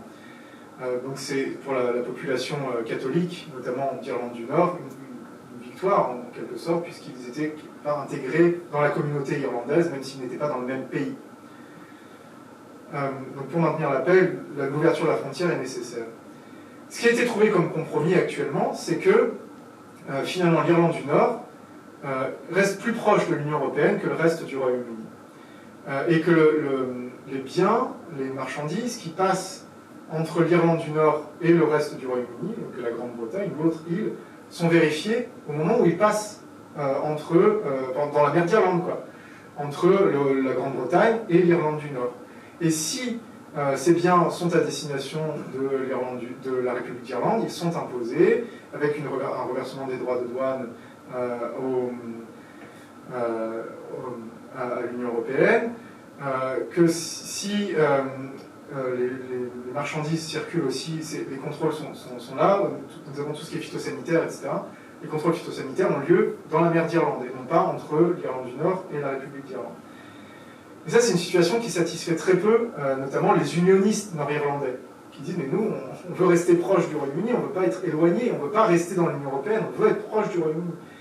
Et donc les unionistes, les communautés protestantes, on va dire, eux, cherchent à être plus proches du Royaume-Uni et se sentent séparés là, par ce qui se passe. Donc ils ont très fortement contesté le protocole nord-irlandais. Et évidemment, la manière dont le gouvernement s'en est sorti, c'est en repoussant la mise en place des contrôles. Donc actuellement, on est sur un moratoire sur les contrôles et sur dans la circulation des biens entre la Grande-Bretagne et l'Irlande du Nord. Mais c'est évidemment une situation qui ne satisfait pas l'Union européenne. Il dit, mais il ne faudrait pas que l'Irlande du Nord devienne une sorte de porte d'entrée dans le marché unique pour des biens qui viendraient de partout dans le monde, qui ne seraient pas vérifiés à l'entrée en Irlande du Nord et qui se retrouveraient sur le marché commun alors qu'on n'a pas pu les contrôler. Donc évidemment, du côté européen, ça coince. Et c'est là que le gouvernement dit, bon, on va renégocier ça, etc. Sauf qu'en fait, ça a déjà été renégocié et l'Union européenne dit, on n'est pas prêt à aller plus loin. Bon, évidemment, quand on commence une négociation, on commence toujours par dire ça. On ne peut pas aller plus loin, on a déjà tout donné, etc. Bon, il faut voir comment ça évolue dans les prochains mois. Mais en tout cas, c'est une question dont on n'a pas fini d'entendre parler, alors que ça concerne une toute petite région et qui, jusque-là, n'avait pas une importance très grande pour le Royaume-Uni, mais qui s'est vraiment retrouvée au cœur des négociations. Alors après, il y a une autre question connexe, c'est est-ce que l'Irlande du Nord peut, je sais que souvent on la pose, donc je me la pose à moi-même, mais c'est est-ce que l'Irlande du Nord va finir par se réunir avec la République d'Irlande? Honnêtement, c'est quelque chose dont on parle plus, donc ça c'est déjà quelque chose de surprenant. C'est une question qui n'existait pas, ou très peu, à part chez ce qu'on appelle le Sinn Féin, qui est le parti vraiment pour l'unité de l'Irlande. Mais depuis le référendum, évidemment, on se pose plus cette question. Est-ce que ça va se passer? Bon, de la même manière, je n'ai pas ma boule de cristal. Pour organiser un référendum, il faut qu'une majorité de la population nord-irlandaise le réclame. Et pour l'instant, il n'y a pas une majorité très franche pour organiser ce référendum. Mais pour des questions tout simplement démographiques, c'est possible que la communauté catholique, la communauté nationaliste est de plus en plus nombreuse. Donc c'est tout à fait possible que d'ici quelques années, on ait une majorité de citoyens nord-irlandais qui réclament un référendum, et pourquoi pas une réunification. Mais en tout cas, le gouvernement irlandais, lui, de la République d'Irlande, reste très prudent sur la question, on n'en parle pas trop, pour des raisons diplomatiques évidemment, et aussi parce qu'absorber l'économie nord-irlandaise, ou rassembler ces deux économies, ce serait extrêmement compliqué. Et les nord-irlandais aussi sont assez attachés à un certain nombre de privilèges, on va dire, ou de droits sociaux qu'ils ont en tant que citoyens britanniques. Donc pour l'instant, voilà, on ne peut pas dire qu'il y a une union politique sur cette question. Excusez-moi, mais un référendum, ça serait comme pour l'Écosse. Si la Grande-Bretagne ne veut pas... Oui, non, alors, c'est-à-dire que si là, il y a d'autres conditions, c'est-à-dire dans les accords du Vendredi Saint, les accords de paix en fait, de 98, il y a une obligation d'organiser le référendum qui est, si une majorité le réclame, alors il y a obligation de l'organiser. Ça fait partie des accords de paix. C'est une manière de régler cette question aussi de l'unité. Donc c'est quelque chose qui, là pour le coup, peut se passer, malgré peu importe en fait la majorité à Westminster. Enfin, ça peut s'imposer au gouvernement. Voilà. Donc après, ça reste quand même pour l'instant assez improbable, mais c'est vrai qu'on en parle de plus en plus, ce qui déjà est un signe que les choses ont changé. Et après, sinon, pour la petite anecdote, il y a de plus en plus de Nord-Irlandais qui sont devenus Irlandais, parce qu'ils ont le droit de demander la nationalité. Beaucoup ne l'avaient jamais fait parce qu'ils étaient du camp unioniste, protestant, on va dire, et du coup, ils n'avaient absolument pas l'idée de demander la nationalité irlandaise, bien que ce soit un droit pour tout citoyen nord-irlandais de demander la nationalité irlandaise. Mais depuis le Brexit, c'est quand même bien pratique d'avoir une nationalité européenne, d'avoir la citoyenneté européenne, et donc ils ont demandé la nationalité irlandaise, pas parce qu'ils veulent déménager en République d'Irlande, mais tout simplement parce que c'est beaucoup plus simple de se rendre sur le continent avec un passeport irlandais qu'avec un passeport britannique aujourd'hui. Et de la même manière, il y a beaucoup de personnes d'origine irlandaise qui ont redécouvert leur origine irlandaise au Royaume-Uni et qui ont demandé leur nationalité récemment dans le but d'avoir un passeport européen. Est-ce que quelqu'un d'autre peut-être je vais baisse un petit peu, Merci. Moi j'avais une question par rapport à avant l'adoption du Brexit. Les experts en France, je me rappelle, sur les plateaux de télé ou dans la presse papier, vous avez prédit l'apocalypse en Angleterre, enfin au Royaume-Uni, comme quoi ça va être un chaos indescriptible, un chômage de masse, une monnaie qui ne va plus rien valoir, un commerce minable. Qu'en est-il aujourd'hui? J'ai pas l'impression que ce soit vraiment le chaos annoncé. Alors, tout est relatif, mais disons que... Alors, certains ont prédit ça, et voilà, c'est vrai qu'il n'y a pas eu, au lendemain du Brexit, un effondrement soudain, tout simplement déjà parce que pendant toute une période, pendant un an, en fait, quasiment, il y a eu une période de transition entre le 31 janvier 2020 et décembre 2020, où en réalité, ils n'étaient plus dans l'Union européenne, mais tout était comme s'ils étaient encore dans l'Union européenne, le temps de cette négociation du nouvel accord. Donc déjà, il y a un an entier qui s'est déroulé sous ce régime de transition. Donc là, voilà, donc en fait, la réalité du Brexit, on pourrait la voir qu'à partir de début 2021 déjà, donc c'est encore plus récent. Et ensuite, il y a eu le Covid, ce qui fait, comme je disais tout à l'heure, qu'on ne peut pas vraiment dissocier l'effet Covid de l'effet Brexit sur l'économie. Et c'est vrai qu'aujourd'hui, l'économie britannique se maintient, en quelque sorte. En tout cas, on peut dire que la City, par exemple, ne s'est pas effondrée, même s'il y a eu des déménagements d'entreprises, etc., c'est pas que ça s'est effondré. La monnaie se maintient à peu près. Mais si vous regardez, et là, il y a des témoignages concrets, vous allez dans un supermarché, les étals sont vides. On a des rayons entiers qui sont vides, comme au début du Covid, sauf qu'on n'est pas au début du Covid. Et que, en France, ou en tout cas sur le continent, sauf erreur de ma part, on n'a pas ce genre de constat. Et le gouvernement dit oui, mais c'est dû au Covid, on a ces rayons entiers qui sont vides.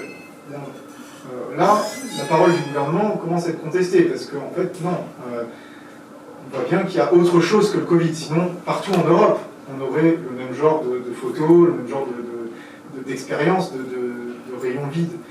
Donc là, je pense qu'on commence à voir un petit peu concrètement les effets quand même du Brexit.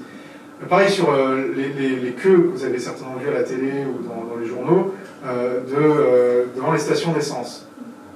Bon, ça, c'est pas entièrement dû au Brexit, évidemment, parce qu'il y a, en fait, le gouvernement britannique dit non, mais il n'y a absolument pas de crise au niveau on a de l'essence, en fait. Il y en a, en fait, c'est vrai, il y en a. Le problème, c'est que ça ne vient pas dans les stations.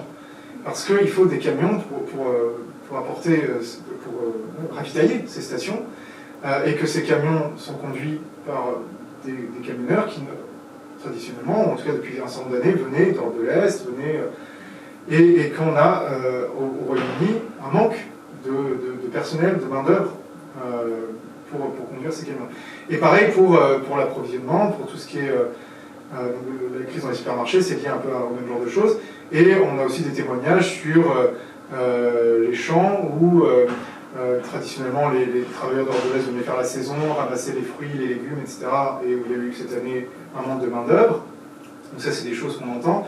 Et aussi au niveau de la pêche, un certain nombre de contestations, même des pêcheurs ont majoritairement voté pour sortir de l'Union européenne parce qu'ils pensaient qu'ils allaient pouvoir enfin pêcher leurs propres poissons et que ça allait être une manière de s'enrichir, comme c'était en crise, c'était une solution.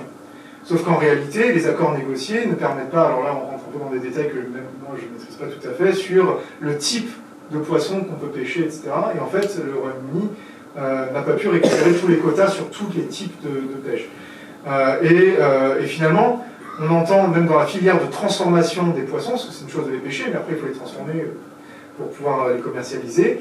Et on entend même sur cette filière, qui n'est pas seulement celle des pêcheurs, hein, mais qui va au-delà, on entend aussi que voilà, il y a un manque de main-d'œuvre et que de toutes les manières, il y a des poissons qui étaient exportés et qu'on ne peut plus exporter aussi facilement parce que les contrôles sont trop longs, etc. On a eu des images de poissons pourris en fait dans des chargements parce qu'ils n'avaient pas passé la frontière à temps et qu'ils n'avaient pas pu être apportés à temps sur les étals ou dans des usines de transformation sur le continent par exemple, notamment en lien avec les Pays-Bas où il y avait beaucoup d'usines de transformation. Bon, après, donc ça c'est des effets visibles aujourd'hui. Après, je pense qu'en économie, on ne peut pas s'attendre non plus à des chocs toujours du jour au lendemain. C'est-à-dire que c'est assez rare ça. Ce qu'il faut voir, c'est un effet à long terme. Et là, c'est là où c'est plus subtil et peut-être que le gouvernement va réussir à réagir à temps, qui sait, c'est qu'on aura peut-être une dégradation à long terme de l'économie britannique et c'est là qu'on attend aussi des réactions de la part du gouvernement britannique pour voir comment il gère cette dégradation qui va s'instiller petit à petit.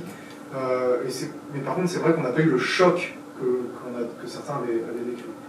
Mais par contre, là, on commence à voir comme des choses concrètes. Ils peuvent revenir frapper à la porte. Alors non, alors revenir, ça c'est autre chose. Alors ils peuvent, ça c'est pas interdit. Évidemment, tout État peut venir frapper à la porte de l'Union européenne et entamer des négociations d'adhésion. La question c'est politiquement, est-ce que c'est viable en tout cas, pas au Royaume-Uni, pas tout de suite. Même si on changeait, même si on avait un gouvernement travailliste demain, on voit mal les travaillistes entamer des négociations d'adhésion, ça serait absurde. Politiquement, ça serait incompréhensible et ça serait très difficile à défendre. Par contre, d'ici plusieurs décennies, pourquoi pas. Maintenant, à quoi ressemblera l'Union européenne d'ici plusieurs décennies, c'est une autre question. Donc, voilà, on ne peut pas vraiment dire si. Mais techniquement, ils peuvent évidemment revenir. Mais politiquement, non. Mais par contre, il y a peut-être une solution pour l'économie britannique. Je sais pas, voilà, mais c'est là que si l'économie se dégrade, il faudra voir comment le gouvernement réagit. Ce qu'il y a, c'est qu'ils avaient promis des accords avec les États-Unis, avec l'Australie, avec la Nouvelle-Zélande. Bon, il y a des accords qui ont été signés avec l'Australie, avec la Nouvelle-Zélande, des accords de libre-échange, sauf que l'Australie, de mémoire, c'est 1,5% du commerce britannique. Bon, ça ne compense pas l'Union européenne qui faisait 50%. Et avec les États-Unis, pour l'instant, c'est au point mort. Donc, on n'a pas pour l'instant d'accord de libre-échange anglo-américain. Il y a un monsieur tout à l'heure qui voulait répondre. Comment? C'est bon? D'accord. Merci. Est-ce qu'il y a eu, de la part des autorités britanniques ou autres, un bilan financier de fait entre ce qui ne serait plus versé à l'Union européenne, les fameux 350 000 millions de livres par semaine, et ce qui aurait été reversé en fait en interne, notamment sur le système de santé, voire d'autres, les travaux publics ou autres? Je n'ai pas connaissance d'un bilan complet vérifiable. Après, on a... parce qu'en plus, de toutes les manières, pour l'instant, le Royaume-Uni est encore contraint par les règlements financiers qui avaient été engagés avant le Brexit. C'est-à-dire que le Royaume-Uni continue en fait de participer au budget européen pour tout ce qui avait été engagé avant le référendum et avant la sortie effective. Donc pour l'instant, c'est difficile de dire combien a été en effet économisé. En plus, comme vous savez, on est dans une situation un peu particulière liée à la crise du Covid-19. Donc c'est vrai que je n'ai pas connaissance d'un document qui reprendrait précisément voilà, des économies par rapport à ce qui a été investi, etc. Maintenant, il doit y avoir des chiffres ici ou là, mais je n'ai pas une grande rétrospective, en tout cas, qui présenterait les choses. Je ne sais pas si quelqu'un... Monsieur.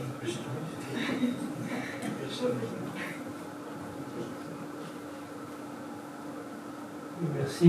Tout à l'heure, vous avez rapidement évoqué le Polexit, pour dire que c'était peu probable sans doute. Moi, ce qui m'inquiétait plus, et on a eu des articles dans la presse ces jours-ci, c'est le fait qu'ils ont pris une décision contraire aux accords et avec leur cours, je ne sais pas comment ça s'appelle exactement, en disant il y a ça on prend, puis il y a ça on prend pas, parce que voilà, en France on entend des milieux souverainistes dire la même chose de plus en plus, et mon inquiétude c'est plus par rapport, ça sort un peu du sujet du Brexit, j'entends bien, mon inquiétude c'est plus, est-ce que des pays finiront pas par se dire, même pas seulement à l'extrême droite en France, à Montebourg a pris des trucs, des déclarations un peu de cet ordre-là, est-ce qu'il n'y a pas un risque que chacun y prenne un peu ce qu'il veut, et puis disent non ça on ne veut pas, et puis s'ils ne prennent pas de sanctions assez énergiques contre la Pologne, d'autres se diront, et ça va faire un peu, sans aller jusqu'au Brexit, bien sûr, mais au Polexit ou autre chose. Voilà ma question, est-ce qu'elle sort un peu du sujet, si vous avez un avis là-dessus? Alors, bon, il existe déjà une Europe à plusieurs vitesses. Si vous regardez l'Union européenne, vous voyez bien, déjà, il y a des pays, par exemple, qui ont la monnaie unique, d'autres qui ne l'ont pas. Des pays qui participent au programme de défense, d'autres qui n'y participent pas. Donc, cette Europe à plusieurs vitesses, elle existe. La question là, qui se pose particulièrement dans le cas de la Pologne, mais c'est la question de la hiérarchie des lois et du fait que le droit européen, normalement, s'impose aux décisions qui sont prises au niveau national. Et qu'on ne peut pas prendre au niveau national une décision contraire au règlement européen, au droit européen. Donc ça, évidemment, ça entraîne des sanctions de la part de l'Union européenne, en tout cas des mesures de rétorsion. C'est-à-dire que l'Union européenne ne peut pas laisser faire une cour qui déciderait d'aller à l'encontre du droit européen. Ça, c'est... Voilà, il y a un problème dans la loi, en fait. Donc forcément, ça entraîne une procédure. Maintenant, que les États négocient des exceptions, le Royaume-Uni l'avait fait tant qu'ils étaient membres, mais il y a beaucoup d'exceptions en fait en Europe. On parle d'intégration différenciée, c'est une notion qui est bien connue au niveau européen, et c'est une réalité, c'est-à-dire que la Suède n'a pas l'euro, le Danemark non plus, le Danemark n'est pas membre, ne participe pas à la PESC ou à la PSDC. C'est quelque chose qui existe depuis toujours, en fait, depuis le début de la construction européenne, quasiment. Donc ça c'est possible de négocier comme ça des exceptions, des opt-outs, comme on dit. Mais c'est négocié et c'est dans le cadre de traités. Ce n'est pas une décision unilatérale d'un pays qui dit maintenant on arrête de respecter telle loi. Ça, mais là, tout de suite, l'Union européenne réagit et... Après, il faut aussi se méfier des amalgames et des discours. Alors, il y a plusieurs choses. Là, on rentre dans une période présidentielle. Il y a toujours des discours un peu exagérés qui ne sont pas forcément suivis des faits. Donc ça, c'est le discours. Le problème, c'est la dimension dans laquelle ça peut convaincre des citoyens de voter pour des gens qui, en fait, promettent de faire des choses qui sont complètement illégales. Et dans quelle mesure les citoyens le font en connaissance de cause, C'est-à-dire ils votent pour eux en disant mais oui, on sait que c'est illégal, mais on va le faire quand même, ou dans quelle mesure ils se font berner par ce genre de discours, et dans ces cas-là c'est encore plus grave, c'est-à-dire qu'on joue sur l'ignorance. Parce que le problème de l'Union européenne, c'est que souvent elle est dépolitisée, et parce que ça arrange bien les gouvernements, parce que c'est un sujet clivant, on l'a bien vu en 92 au moment de Maastricht. Dès que c'est politisé, ça clive, et il y a un risque d'opposition. Et donc en dépolitisant, les gouvernements arrivent à s'en sortir. C'est-à-dire il se passe des choses au niveau européen, on n'en parle pas trop, on présente ça comme des mesures nationales alors que c'est des mesures européennes, et tant que c'est présenté comme une mesure nationale, ça passe. Mais si on commence à parler de l'Europe, alors on voit qu'il y a des tensions qui montent et des oppositions souverainistes contre européanistes. Voilà, et donc c'est vrai que souvent au moment des élections, il y a une certaine politisation de l'Union européenne par certains, et d'autres qui évitent d'en parler pour éviter de créer des tensions. Maintenant, je me demande bien si, une fois élus, si par hasard ils étaient élus, les gens qui promettent ce genre de choses pourraient mettre en application, ou vous voulez même en application, ce serait une autre question. Et après, il y a aussi tout le problème de même leur propre ignorance sur le fonctionnement, c'est-à-dire qu'on accuse un certain nombre de choses de l'Union européenne alors que ça ne relève pas de l'Union européenne parfois. Quand on confond la Cour européenne des droits de l'homme avec l'Union européenne, alors que ce n'est pas une institution de l'Union européenne, ça c'est quelque chose qui revient souvent. Et même au moment du Brexit, il y a des amalgames pas possibles. On accusait l'Europe de décider tout un tas de choses, alors que ce n'était pas des décisions qui revenaient de l'Europe. Il y avait Europe dans le titre, Cour européenne des droits de l'homme. Ah, il y a l'Europe, c'est l'Union européenne. En fait, pas du tout. Mais voilà, on fera avec le Conseil. Malheureusement, jouer sur l'ignorance, ça peut porter certains au pouvoir, ou en tout cas à influencer les votes. Merci. Est-ce que quelqu'un peut-être aurait... Si tout le monde est d'accord, dans ce cas-là, je pense qu'on va clôturer la séance aussi. Non, mais merci beaucoup pour toutes vos questions. Voilà, je suis ravi d'avoir pu venir ici parler de ça avec vous. De temps en temps, je publie des articles un peu sur la question, et notamment récemment en français. Alors, il y a un site qui s'appelle l'Observatoire du Brexit. On est plusieurs chercheurs, notamment mon collègue Aurélien Antoine, qui a un... Ah, monsieur. J'ai un goût d'Irgonésie. L'Observatoire du Brexit, c'est mon collègue Aurélien Antoine, qui est un juriste, professeur de droit à Saint-Étienne, qui avait fondé ce site. On est plusieurs à contribuer. Récemment, on avait fait un truc sur le locus, justement, dont on parlait tout à l'heure, l'accord Royaume-Uni, États-Unis, Australie. Donc voilà, de temps en temps, c'est une publication rapide. Et j'ai un article qui reprend un peu ce dont je vous ai parlé sur les accords, qui va être publié dans Questions internationales, une revue qui publie une fois tous les 2 mois, je crois, de la documentation française. Ça va sortir au mois de novembre. Donc ça reprend un peu la dernière partie sur les accords, là où on en est, etc. Ça sera en français aussi, donc ça peut vous intéresser.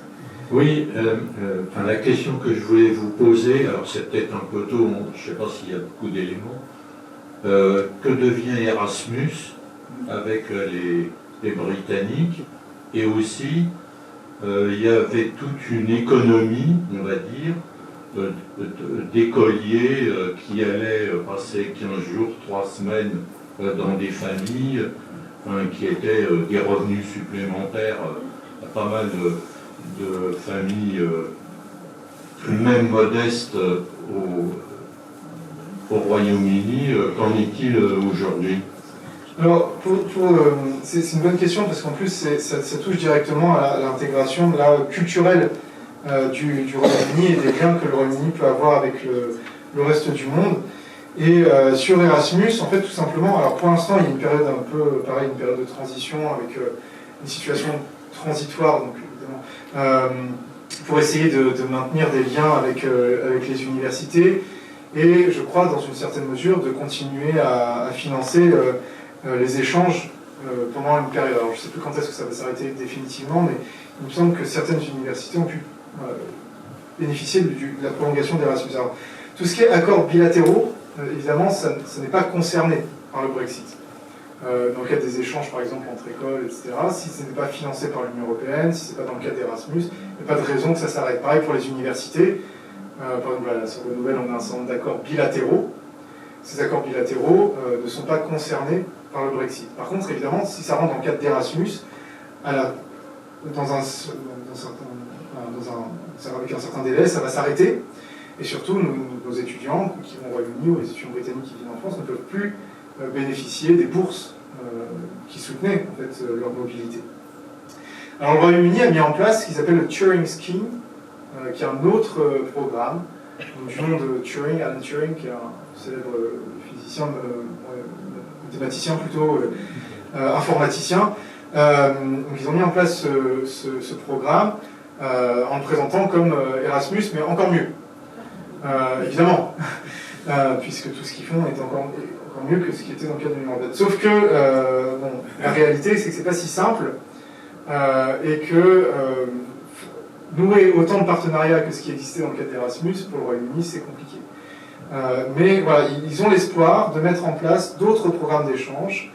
Le problème, c'est que, évidemment, ce n'est pas aussi avantageux pour les étudiants britanniques qui viennent sur le continent européen que ce qui existait dans le cadre d'Erasmus. Mais surtout, maintenant, pour les Européens qui vont au Royaume-Uni, c'est compliqué de rentrer dans le programme Turing, déjà parce qu'il y a peu de place. Et si on y va hors programme, c'est-à-dire dans un programme d'études directement, maintenant, au lieu de payer les mêmes frais d'inscription, parce qu'à l'époque, si par exemple vous alliez étudier au Royaume-Uni, vous payiez les mêmes droits d'inscription que les étudiants britanniques, aujourd'hui, les droits d'inscription qui s'appliquent aux Européens, c'est les mêmes que ceux du reste du monde, c'est-à-dire 3 fois plus que ce que payent les Britanniques. Donc ça rend la mobilité encore plus compliquée pour les Européens, et ça va certainement avoir des conséquences sur le nombre d'Européens qui vont étudier, qui vont avoir des diplômes dans les universités britanniques, qui attiraient énormément les Européens. Énormément d'étudiants d'origine de l'Union européenne dans les universités britanniques, ça va être beaucoup moins le cas, à part des gens qui peuvent décrocher des bourses ou qui ont des finances personnelles qui le permettent. Mais déjà, le prix normal pour un étudiant britannique, donc ce qui s'appliquait avant, c'était environ 10 000 € l'année. Ça, c'est le prix normal. Maintenant, il faut compter dans les 30 000 à 35 000 € l'année. Donc forcément, ça limite les possibilités de mobilité.